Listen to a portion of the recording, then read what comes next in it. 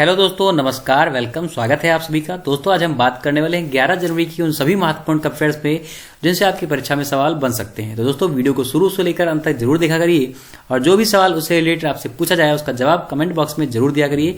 इससे आपकी तैयारी बहुत ही अच्छी हो जाएगी और आपका सिलेक्शन सुनिश्चित हो जाएगा। तो आइए हम लोग बिना समय खराब की वीडियो को स्टार्ट करते हैं अपने पहले सवाल से। पहला सवाल हमारा आपके सामने आ चुका है। प्रतिवर्ष आप विश्व हिंदी दिवस जनवरी महीने की किस तारीख को मनाते हैं? आपका ऑप्शन है 7 तारीख को, 8 तारीख को, 10 तारीख को या फिर 12 तारीख को। तो आपका सही जवाब हो जाएगा ऑप्शन नंबर सी, यानी कि विश्व हिंदी दिवस आप मनाते हैं 10 तारीख को। हाल ही में 10 जनवरी 2022 को दुनिया भर में विश्व हिंदी दिवस मनाया गया। आपको बता दें कि इस दिवस को वर्ष 2006 में भारत के पूर्व प्रधानमंत्री मनमोहन सिंह जी के द्वारा 10 जनवरी को प्रतिवर्ष मनाए जाने की घोषणा की गई थी। इसके अलावा पूरे भारत में 14 सितंबर को आप राष्ट्रीय हिंदी दिवस मनाते हैं, क्योंकि इसी दिन आपने हिंदी भाषा की लिपि देवनागरी लिपि को एडॉप्ट किया था या राष्ट्रीय लिपि घोषित किया था। तो इसे आप याद रखिएगा, वेरी मोस्ट इंपोर्टेंट क्वेश्चन हो सकता है। बात करेंगे सवाल नंबर 2 की। तो हाल ही में पीएम मोदी ने प्रतिवर्ष पूरे भारत में किस तारीख को वीर बाल दिवस के रूप में मनाने की घोषणा की है? जी हाँ, इसे बाल दिवस न समझें, ये वीर बाल दिवस है, इसे याद रखिएगा। चलिए, पहला जवाब आपके पास है ऑप्शन 26 दिसंबर को, दूसरा ऑप्शन है 31 दिसंबर को, तीसरा ऑप्शन है 7 जनवरी और चौथा है आपका 11 जनवरी। तो आपका यहां पर सही जवाब हो जाएगा ऑप्शन नंबर ए, यानी कि 26 दिसंबर। अब ये वीर बाल दिवस क्यों मनाया जाएगा, आइए देख लेते हैं। तो हाल ही में 9 जनवरी 2022 को सिखों के 10वें गुरु गोविंद सिंह जी की जयंती के मौके पर प्रधानमंत्री नरेंद्र मोदी ने पूरे भारत में 26 दिसंबर को वीर बाल दिवस मनाए जाने की घोषणा कर दी है। 26 दिसंबर वही दिन है जिस दिन साहिबजादे जोरावर सिंह, साहिबजादे फतेह सिंह इस देश के लिए कुर्बान हो गए थे और उन्हें दीवार में जिंदा चुनवा दिया गया था। इन दो महान विभूतियों ने किसी और धर्म को चुनने के बजाय मौत को चुनना ज्यादा अच्छा समझा।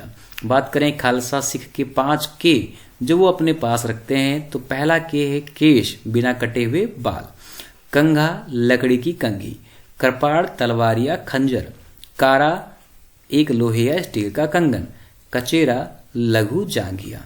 तो ये 5 वो औजार हैं जो प्रत्येक सिख अपने पास रखता है। आपको बता दें कि गुरु गोविंद सिंह जी ने सैन्य व्यवस्था के तौर पर खालसा पंथ की स्थापना की थी और पाहुल पर्व की भी स्थापना इन्होंने की थी। आप याद रखेंगे दोस्तों।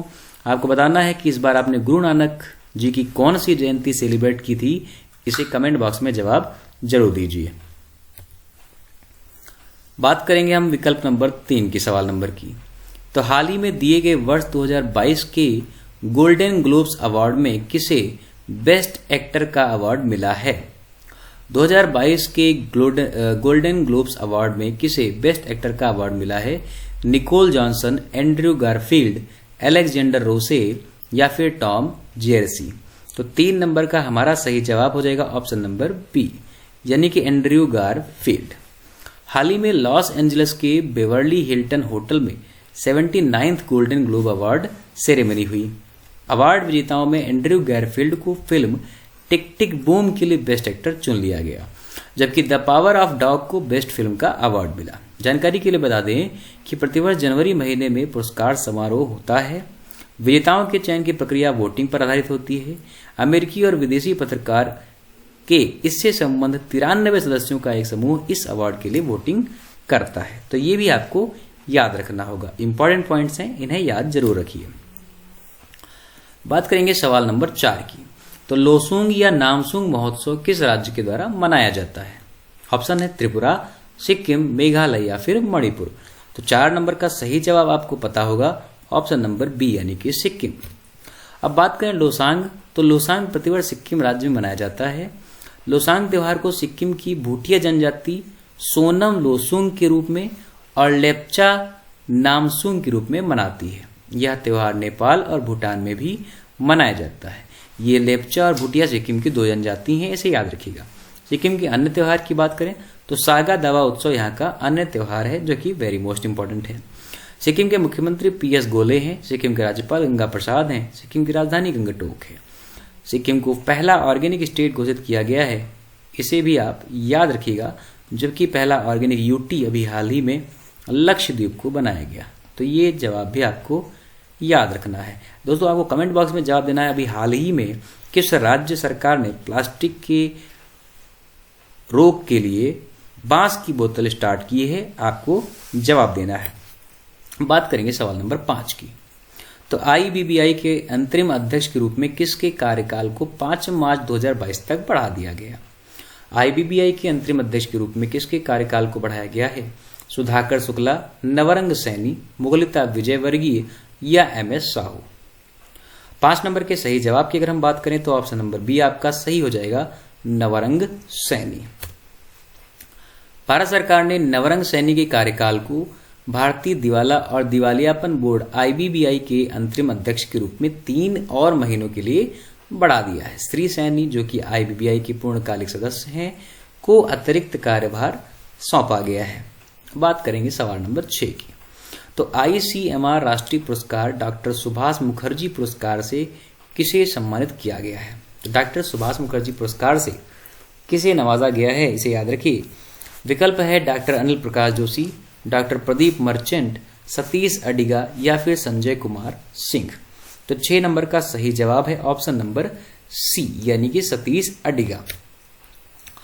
Manipal academy of higher education MAHI के तहत कस्तूरबा मेडिकल कॉलेज KMC में क्लिनिकल भ्रूण विज्ञान के प्रोफेसर डॉक्टर सतीश अडिगा को भारतीय चिकित्सा अनुसंधान परिषद ने राष्ट्रीय पुरस्कार के लिए चुना है। इन विट्रो फर्टिलाइजेशन IVF के क्षेत्र में उनके उत्कृष्ट योगदान के लिए अडिगा को ICMR से डॉक्टर सुभाष मुखर्जी पुरस्कार मिलेगा। उन्होंने क्लिनिकल IVF और फर्टिलिटी रिसर्च दोनों में महत्वपूर्ण योगदान दिया है, तो इसे भी आप याद रखिए। बात करते हैं सवाल नंबर 7 की। तो सवाल नंबर 7 है हमारा, असम के माध्यम से किस राज्य को त्रिपुरा से जोड़ने वाली पहली जन शताब्दी एक्सप्रेस ट्रेन जनवरी 2022 में शुरू हुई थी? ध्यान रखें, आपसे पूछा जा रहा है असम के माध्यम से किस राज्य को त्रिपुरा से जोड़ने वाली, तो आपको वो राज्य बताना है जो त्रिपुरा को जोड़ेगा। तो विकल्प है मिजोरम, नागालैंड, मेघालय या फिर मणिपुर। तो 7 नंबर का सही जवाब है ऑप्शन नंबर डी, यानी कि मणिपुर। मणिपुर राज्य को असम के रास्ते त्रिपुरा से जोड़ने वाली पहली जन शताब्दी एक्सप्रेस ट्रेन शुरू हुई है। रेल संचार, इलेक्ट्रॉनिक्स और सूचना प्रौद्योगिकी मंत्री अश्विनी वैष्णव ने ट्रेन को हरी झंडी दिखाई। वर्तमान में मणिपुर और त्रिपुरा के बीच कोई सीधी ट्रेन नहीं है और केवल एक ट्रेन अगरतला और सिलचर के बीच में चलती है, इस बात को आप याद रखिएगा। बात करें 8 नंबर सवाल की। तो LLC ने किसको ऑल वुमेन मैच आधिकारिक टीम का एम्बेसडर नामित किया है? तो LLC ने किसको ऑल वुमेन मैच आधिकारिक का ब्रांड एम्बेसडर नियुक्त किया है? झूलन गोस्वामी, PV सिंधु, शेफाली वर्मा या फिर स्मृति मंधाना। तो 8 नंबर का सही जवाब हो जाएगा आपका ऑप्शन नंबर ए, यानी कि झूलन गोस्वामी। याद रखिएगा, लीजेंड्स लीग क्रिकेट जिसे आप LLC कहते हैं ने झूलन गोस्वामी को LLC की महिला सशक्तिकरण पहल को बढ़ावा देने और क्रिकेट में महिलाओं की भागीदारी बढ़ाने के लिए ऑल वुमेन मैच आधिकारिक टीम में एक राजदूत नियुक्त किया है।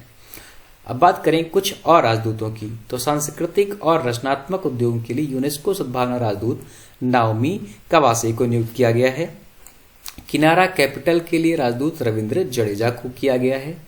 यूनिक्स के लिए जसप्रीत बुमराह, पिरामल रियलिटी के लिए फरहान अख्तर और Rahul Dravid, Disney Byju's early learn app के लिए आपने नीरज चोपड़ा और PV सिंधु को किया है। उत्तराखंड राज्य ब्रांड एम्बेसडर आपने ऋषभ पंत को बनाया है। इजी माई ट्रिप आपने विजय राज और वरुण शर्मा को बनाया है। बैंक ऑफ बड़ौदा ने अपना ब्रांड एम्बेसडर शेफाली वर्मा को बनाया है। तो ये कुछ बहुत महत्वपूर्ण आपके पॉइंट्स थे जिन्हें आप जरूर याद रखिए। बात करेंगे सवाल नंबर 9 की।